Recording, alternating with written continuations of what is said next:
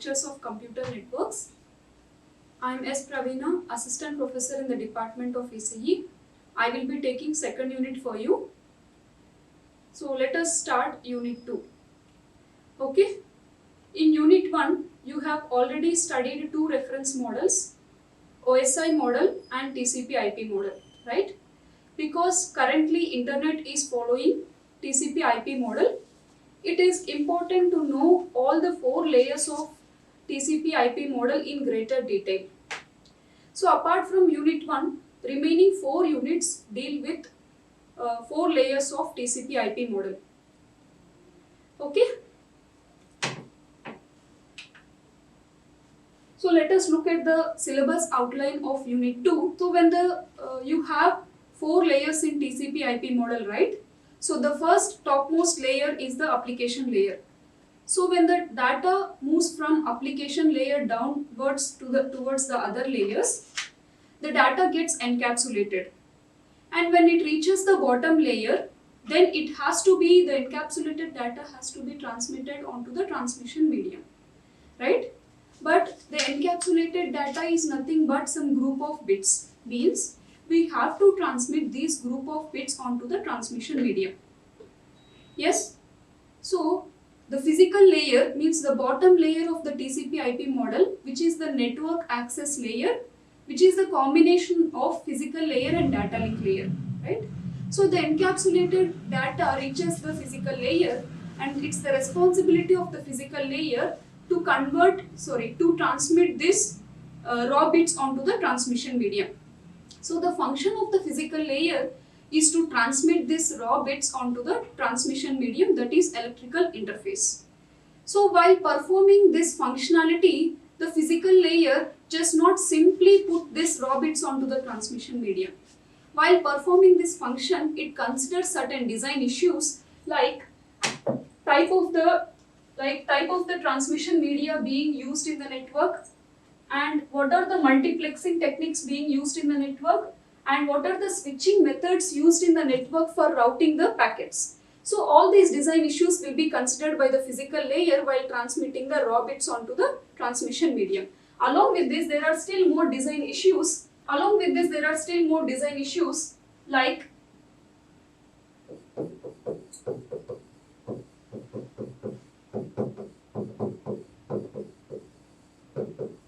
network topologies, means in what kind of topology the network is being implemented. That is one of the design issue that the physical layer considers, and also conversion of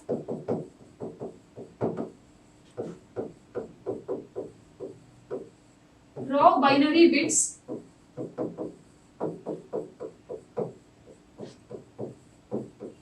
into analog signal.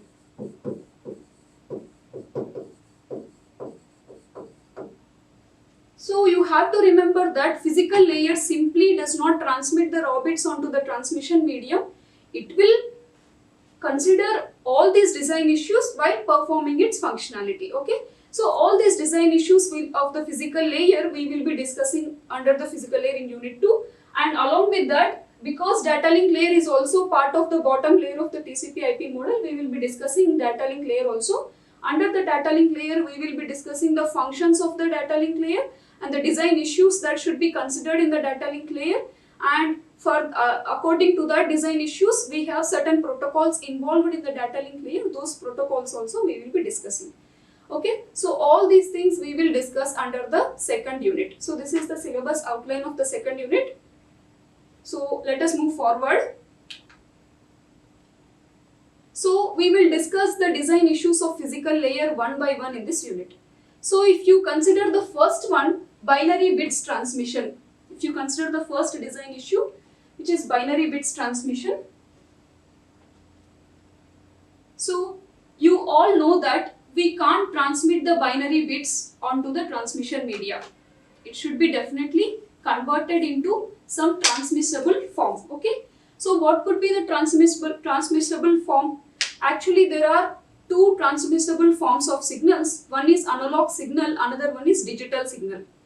So basically we have two types of transmission. One is passband transmission, another one is baseband transmission. transmission of digital signal, that is low frequency signals, onto the transmission media is known as baseband transmission, and transmission of high frequency signals onto the transmission media or analog signals onto the transmission media is known as passband transmission. So we can say there are two types of transmission. Either we can transmit analog signal onto the transmission media, or we can transmit digital signal onto the transmission media. But we have a disadvantage while transmitting the digital signal onto the transmission media. We can't transmit the digital signal onto the transmission media because all the real-time signals are analog signals, digital signals have. So when we transmit the digital signal, what happens is they will get broadened in the real time. So the bandwidth of the channel will get limited. So that's why we can't transmit the digital signals onto the transmission media. So always it is better to transmit analog signals, and we won't transmit the digital signals onto the transmission media. So here what we have to do is, now we have raw bits with us. So those raw bits should be converted into, first should be represented in digital format, and then it should be converted into analog signal for the transmission. Okay. So let us see these points once again. See, binary bits represented in the form of analog signals to be transmitted. So we have already discussed this. It should be represented in the analog format.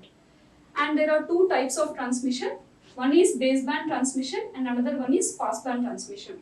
So we have already discussed what are those, and we have said first we need to represent the raw bits in the baseband format, that is low frequency signal, and then we will do modulation to get the passband signals. Okay, so we have certain encoding schemes in order to represent the raw bits in the digital format. Okay, those encoding schemes are unipolar encoding scheme and polar encoding scheme. So we have two types of encoding schemes for converting or for representing the raw bits in the digital format. Okay, so let us see one by one. So if you look at the first encoding scheme, unipolar encoding, in the unipolar encoding only one voltage level will be present, that is plus V volt. Okay, so here 0 will be represented by 0 volts and 1 will be represented by plus V volt. So here only one voltage level will be present, that is plus V volt. So if you consider the example here, we have the raw bits 0, 1, 0, 0, 1, 1, 1, 0. If you represent this in the unipolar encoding digital format, 0 will be represented by 0 volt and 1 will be represented by this 1 volt, plus V volt. Okay. So after the digital signal representation, after representing this raw bits in the digital format using a unipolar encoding, it will appear in this way. Okay. So if you look at the signal, because there are no equal positive and negative parts, we can say that because there are no equal positive and negative parts, we can say that there is DC component present in the signal. So it is represented that DC component will be present when we use the unipolar encoding scheme to represent binary bits in digital format. Okay? And if you observe here, this is the data rate, means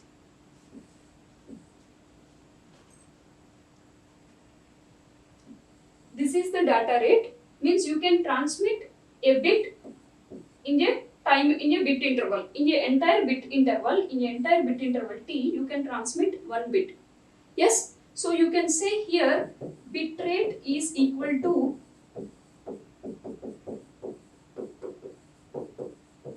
data rate. Okay, so we'll move to the next encoding scheme. So next encoding scheme is polar encoding scheme. In polar encoding scheme, there will be two voltage levels, that is plus V volt and minus V volt. So 0 is represented by minus V volt and 1 is represented by plus V volt in this polar encoding scheme. And with these two voltage levels, actually we have three ways to encode a binary data. With two voltage levels, there are three ways to encode a binary data. So those three encoding schemes are non-return to zero, non-return to zero, return to zero, and Manchester encoding. So we will see this one by one having two voltage levels. So let us see the first one, non-return to zero. So in non-return to zero, the name itself says that the signal does not need to return to zero level in the bit interval. So this is the entire bit interval. So in this entire bit interval, the signal does not need to return to this zero level. So this is zero level. The signal does not return to zero level in any of the bit interval, in the mid of the bit interval. Okay. So without returning to zero, the 1 will be represented by plus V volt, and 0 will be represented by minus V volt.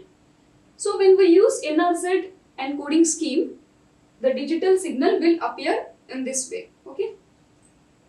And if you observe the signal, because there are equal positive and negative parts in the waveform, we can say that there is no DC component present in the signal. And here also, because each bit is taking entire bit duration, entire bit interval to be transmitted, we can say that bit rate is equal to data rate in case of NRZ encoding scheme. Okay. Next, we will see the next encoding scheme. So next encoding scheme is return to zero encoding scheme. Here also two voltage levels will be present. Same, 1 will be represented by plus V volt and 0 will be represented by minus V volt. Okay.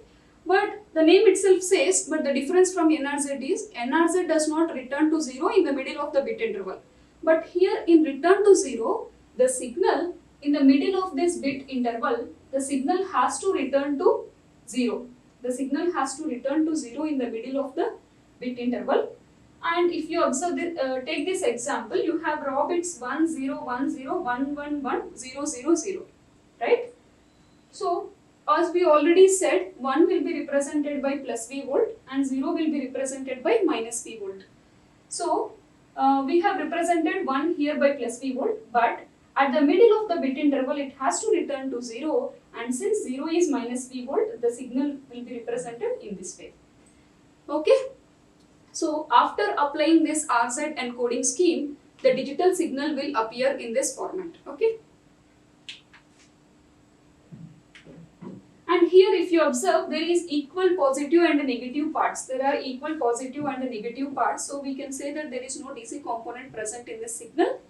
And if you observe, there are two transitions, right? See, in this entire bit interval, one transition is here occurring, and other transition is occurring here.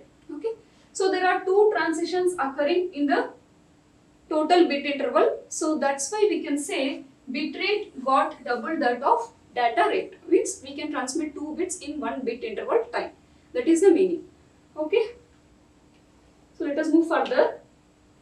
And the third polar encoding scheme is Manchester encoding. So in the Manchester encoding, 0 will be represented by the transition high to low, and 1 will be represented by the transition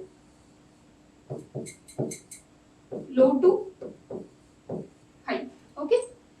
So this transition, we are saying no, 0 should be represented by this high to low transition and 1 will be represented by low to high transition. So this transition, when it should occur at the middle of the bit interval. Okay. So if you apply this concept here, you have the example with the binary data 0, 1, 0, 0, 1, 1, 0, 0, 0, 1, 1, right?